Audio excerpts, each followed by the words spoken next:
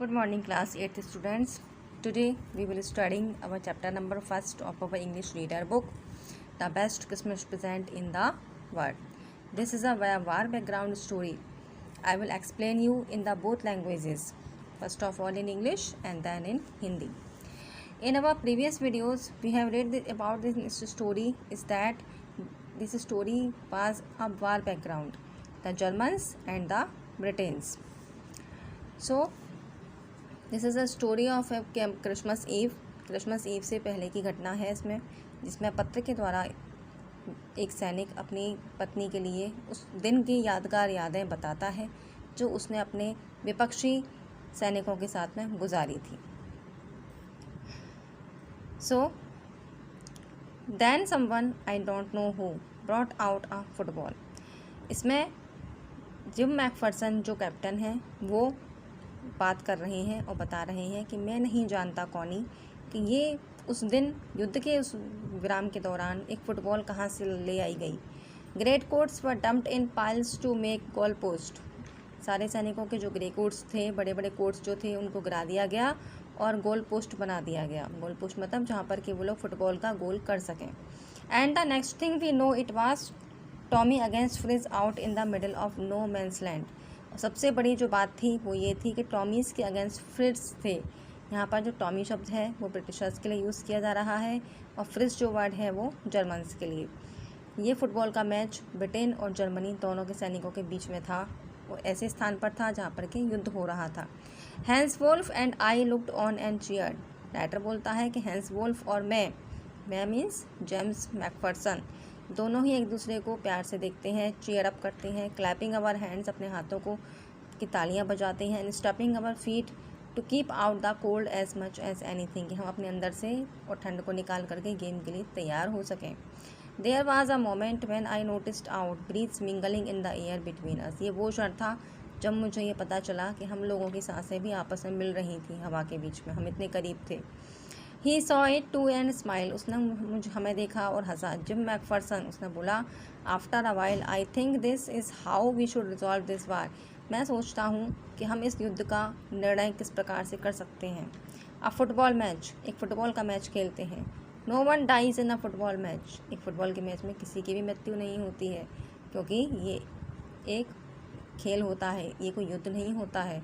जब युद्ध होता है तो बहुत सारी ज़िंदगियाँ, बहुत सारे जो जीवन है उनका अंत हो जाता है, बहुत सारे बच्चे अनाथ हो जाते हैं, बहुत सारी पत्नियाँ जो है वो विधवा हो जाती हैं। तो no one dies in a football match. अगर हम इस युद्ध का फैसला मैच से कर लें तो कितना अच्छा होगा। कोई भी नहीं मरेगा, ना कोई बच्चे ऑर्फन मतलब अनाथ होंगे और ना ही कोई स्त्रियाँ विडोज़ होंगी।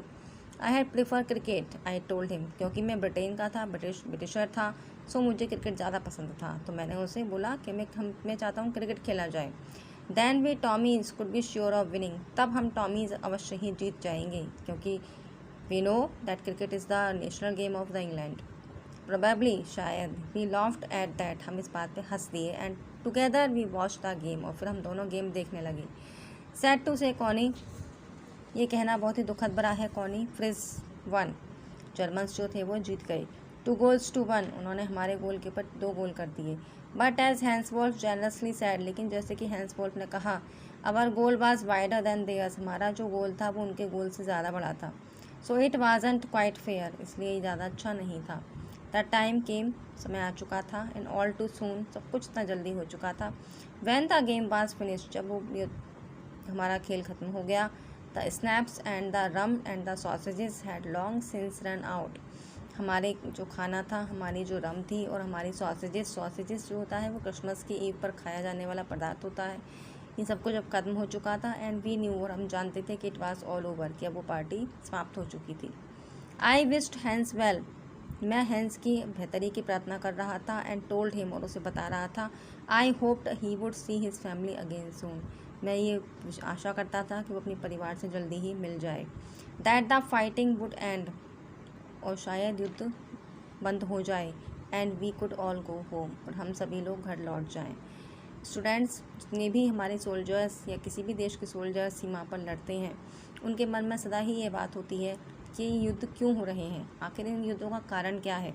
इन युद्धों में किसी भी पक्ष के लिए और बेहतरी नहीं होती है, क्योंकि युद्धों के द्वारा हर तरफ के जो लोग हैं वो प्रभावित होते हैं।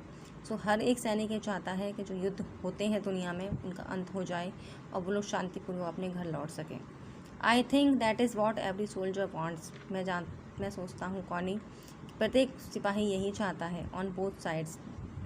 Hence Wolf said, take care Jim McPherson, I shall never forget this moment. Hans Wolf मुझसे कहते हैं कि ध्यान रखना जिम मैकफर्सन, मैं इस क्षण को कभी भी नहीं भूल पाऊंगा और ना ही तुम भूल पाओगे। He saluted and walked away from me slowly. वो मुझे सैल्यूट करते हैं और धीरे धीरे वहाँ से चले जाते हैं। अनविलिंगली, अनिच्छा से, आई फेल्ट, मैं इसको महसूस करता हूँ।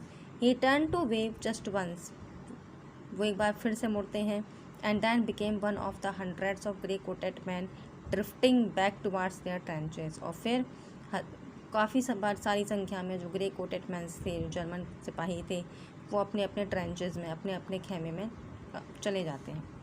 दैट नाइट, उस रात, back in our dugouts we hear them singing a carol, हमने क्रिसमस के अवसर पर जो गाना गाया जाता है कैरोल, वो सुना।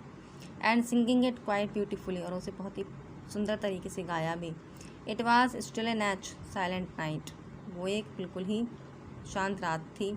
अवर boys gave them a rousing chorus of wild shepherds watched, हमारे जो सैनिक बच्चे थे उन्होंने इस गाने को गाया। We exchange carols for a while, हमने एक दूसरे के लिए गाने गाए क्रिसमस के। And then we all fell silent, और फिर हम सभी शांत हो गए। We had our time of peace, हमने अपना शांति का समय जी लिया था। And good will, a time I will treasure as long as I live, ये वो समय था जो मेरे पास एक ख़जाने के तौर पर रहेगा जब तक मैं जीऊँगा। स्टूडेंट्स, से आगे की स्टोरी हम नेक्स्ट वीडियो में पढ़ेंगे।